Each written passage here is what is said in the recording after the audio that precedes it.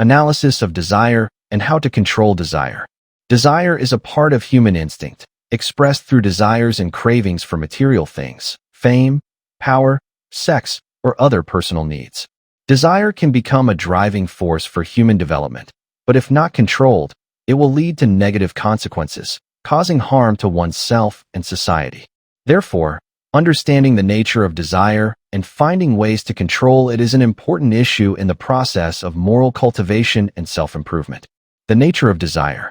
Desire is a natural psychological state, originating from human biological and psychological needs. It can be divided into many types. Material desire, desire for money, wealth, and life comforts. Desire for fame and power, desire for status and social recognition. Physical desire, desires related to physiological and sexual needs. Desire for knowledge, the desire to understand, learn, and explore. Desire is not entirely bad, but when it becomes greedy, selfish, or insatiable, it can lead to moral degradation and negative consequences. Evidence. In history, many figures such as Tran Quoc Tuan, despite having the opportunity to seize the throne, restrained their desire for power to maintain loyalty to the king. On the contrary, Cao Cao in the Three Kingdoms is proof of the unlimited desire for power, leading to devastating wars. Consequences of not controlling desires. Uncontrolled desires can lead to many consequences. Personal moral degradation. When people blindly pursue material desires and fame, they can become deceitful, selfish, and willing to trample on others. Broken relationships. Excessive desires can lead to betrayal, disputes, and hurt family, friends, and colleagues. Self-destruction. People who indulge in lust can fall into bad habits such as addiction, corruption, or illegal actions. Social imbalance. When too many people pursue personal desires without caring about the common good, society becomes chaotic, full of injustice and evil. Evidence. Corruption scandals and abuse of power in the world all stem from uncontrolled lust for power and money. How to control lust. Controlling lust does not mean completely extinguishing natural desires, but directing them in a positive and ethical way. Correct perception of lust.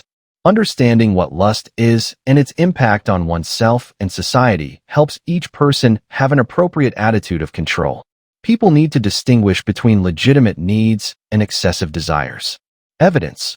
Buddha taught that greed, anger, and ignorance are the three greatest poisons that cause human suffering. Realizing the impermanence of desire helps people avoid being caught up in the endless cycle of desire. Practice self-control and moderation. Practice moderation through. Practice discipline. Set limits for yourself. Do not let desire get out of control. Think long-term.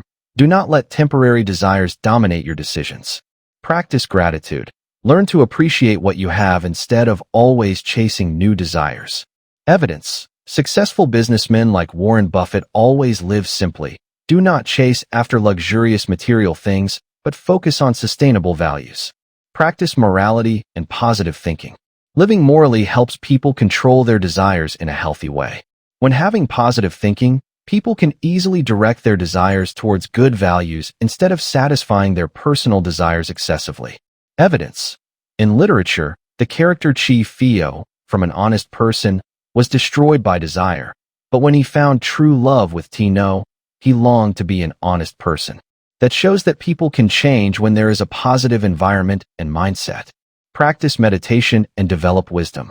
Meditation helps people calm down, clearly see the nature of desire, and control them better. When having wisdom, people can easily make wise choices instead of being controlled by desire.